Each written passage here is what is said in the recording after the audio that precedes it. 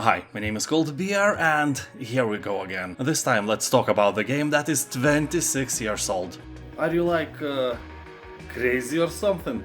Yes, I am. Now shut up. So, in that time, one could be born, grow up, reach adulthood, and now have an 8-year-old child. That is how old this game is. But surprisingly, it was so well made that with the help of mods and various updates, it was kept alive until this day. And Heroes 3 doesn't feel like an old game because one important reason. Because of this reason, many games still look very good even after decades pass. And the reason is quite simple. The game is hand-drawn and not made with lame blurry textures of early 3D models. Every unit, every resource, every animation is the work of an artist. So basically, if you wanted to create a game like this right now, it would probably look quite similar. You know, the resolution of your paintings now would be better, but the rest is just an imagination of the artist that is being unleashed to this wonderful game, which automatically makes Heroes of Might and Magic 3 a work of art. And art has this fundamental feature: with passing time its value never goes down, only up. So the fact that this game doesn't have such a huge player base as it had on the release date means nothing about the quality of the game in general in 2025. And I say that the game doesn't have such a huge player base as back in the days because until 1999 around 1 million copies of the game were sold. And these are official numbers. Pirate versions probably surpassed that several times. Today's numbers are lower, of course, but the game is very much alive. For example, the lamest version of Heroes 3 is being sold on Steam, and it has around 2000 concurrent players on average. You know, the famous Dragon's Dogma 2 released on Steam in 2024 has a similar amount of players. So that for a 26-year-old game is a great achievement, but this version sold on Steam is not the most popular or the best version there is because it's not complete. It lacks DLCs, other content, nobody makes mods for this version, and so on. So officially this is the lamest version, and even that has around 2000 players to play simultaneously on average. The best and most popular version is Heroes 3 Complete, that is being sold on GOG. You can find my affiliate link in the description and in the first pinned comment below, so it is easy for you to find it and obtain that version, because it is a treasure you don't want to miss if you don't have it yet. So by checking the likes on socials, forums and popularity of some Heroes videos, I will loosely guess that now in the world there are around 20,000 daily players. That is a good number to find like-minded people on socials, Discord, or even to play multiplayer. For that you will need Horn of the Abyss mod, which is absolutely free and will enhance your game with 2 more very well balanced factions suited for a single player or multiplayer action. I have a video explaining how to install that mod with all other great things, like, you know, how to make Heroes 3 version HD. By now you should be able to click on the card above that will take you to this tutorial. You can watch it later if you decide that you need it. It has about 100,000 views, so it's a good stuff, I promise.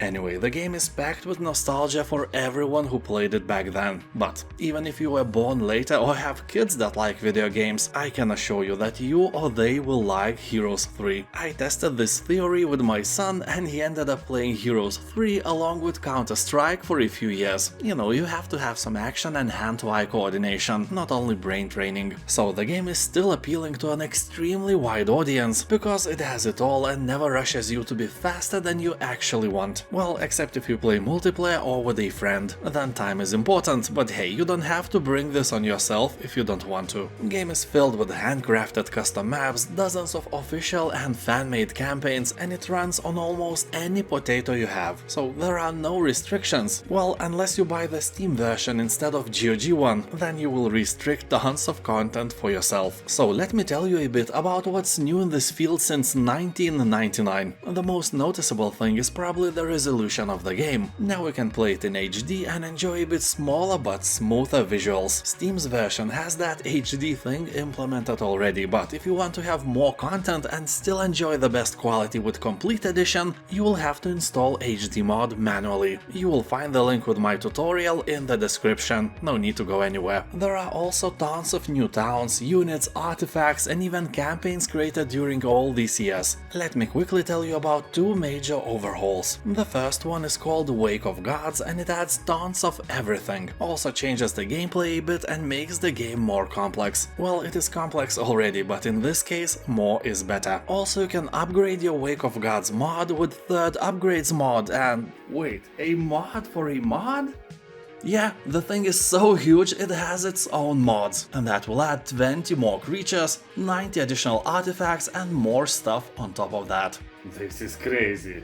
Yes, it is. The game is so old and still so popular that in all those years an entire universe of stuff was created for it. Although all these mods are just for fun. You know, balance is not the strongest thing. Also, some of them are not lore friendly, or they change the gameplay completely. Except Horn of the Abyss, which is widely considered as a canon and preserves all the original ideas and content. Developers of the mod even invited the original score composer Paul Romero to create a new music track for the game. And the dude delivered! How cool is that, huh? Of course, I would like to use it as a background music for this video, but recently I got a copyright strike for using Heroes Grass theme on my other video, so that ain't going to happen. Off-topic advice for people who want to create their own content on YouTube. Never use anything else except music tracks provided by YouTube. I ignored this advice several times and I still get copyright warnings about the videos I made several years ago, and all I did just use some background music from video games. So in Horn of the Abyss expansion you will get new towns that weren't available in the original version of the game. One is called Cove, or we casual folk call it a pirate town, because it is related to the ocean and it has at least 2 pirate units in it. The main beasts are some kind of sea monster snakes, very cool looking. The town is really fun to play and is refreshing after so many years playing the same towns over and over again. And because Horn of the Abyss is not a finished project,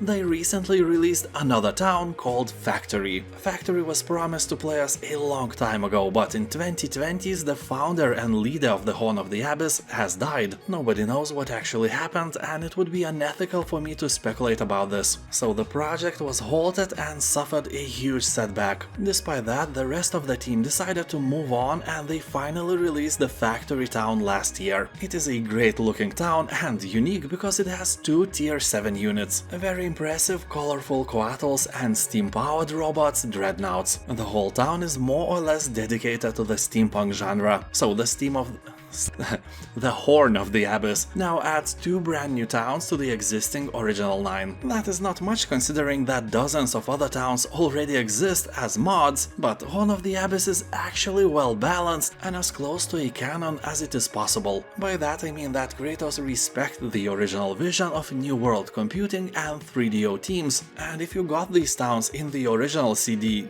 you would never have thought that something is a sus. It also has original new town-based campaigns for you to play in single player and of course a working multiplayer with all 11 towns available. I will remind you that you will find the link to my tutorial video explaining how to install Horn of the Abyss in the description. I have that covered for you already. So it is fair to say that this is the most popular Heroes version in the world. And that is not the end. Recently they announced that they are working on a new town called Bulwark. Yeah, that happened in the year of 2025, so basically a game that was released 26 years ago is getting fresh, free, professionally made DLCs left and right. Bulwark looks like nice Norse and Creatures of Cold inspired town that will be released someday in the end of this year or in the beginning of the next one, or even later, I don't know, but it's quite near in a span of, 26 years. So Heroes 3 is filled with additional stuff for you to try. Someone even remastered an entire Heroes 2 with an engine of Heroes 3.